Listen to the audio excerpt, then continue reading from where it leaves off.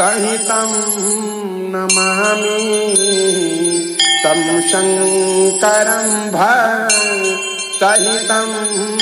नमामि सानन्दमानन्दवने वसन्तम् आनन्दकन्दं हतपापवृन्दं वाराणसीना समनाथनाथं श्रीविश्वनाथं शरणं प्रपद्ये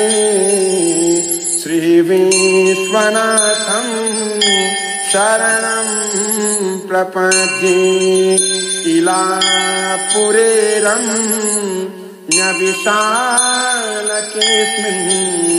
समुल्लसन्तं च जगद्वरेण्यं वन्दे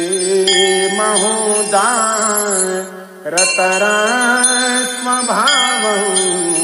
ग्रीष्णेश्वराख्यं शरणं प्रपद्ये ग्रीष्णेश्वराख्यं शरणं प्रपद्ये ज्योतिर्मयद्वादशलिङ्गकानां शिवात्मनां प्रोक्तमिदं क्रमेण स्तोत्रं पठित्वा मनुज्योतिभक्त्या फलं तदालोक्यनिजं भजे च फलं तदालोक्यनिजं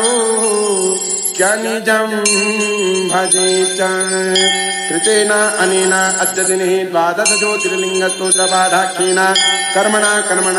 भवानी शङ्कर महारुद्र महामृत्युञ्जय श्री भगवत्केदारेश्वर चरणारविन्दं प्रीयतां नमः श्री साष्टांग शिवार्पणमस्तु शिवाजयेदं नमः श्री साष्टांग जगदम्बार्पणमस्तु अम्बा प्रियतां नमः हर ओं तत्तत् हर ओं तत्तत् हर ओं तत्तत् बोलो केदारेश्वर महादेव की जय श्री श्री अम्बे मातु की जय सत्य सनातन वैदिक धर्म की जय ओम नमः पार्वती पतये शिव हर हर हर महादेव शंभो ओम सौराष्ट्रदेशे विशदे तिरम्ये ज्योतिर्मयं चन्द्रकलावतंसं भक्ति प्रदानाय कृपावतीर्णं तं सोमनाथं शरणं प्रपद्ये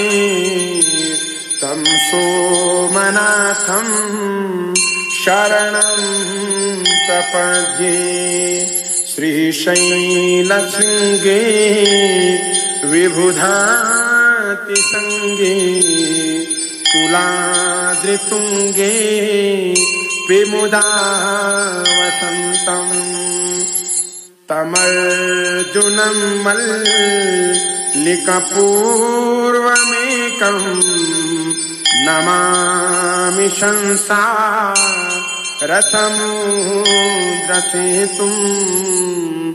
नमामि संसारसमुद्रसेतुम् अवन्तिकायां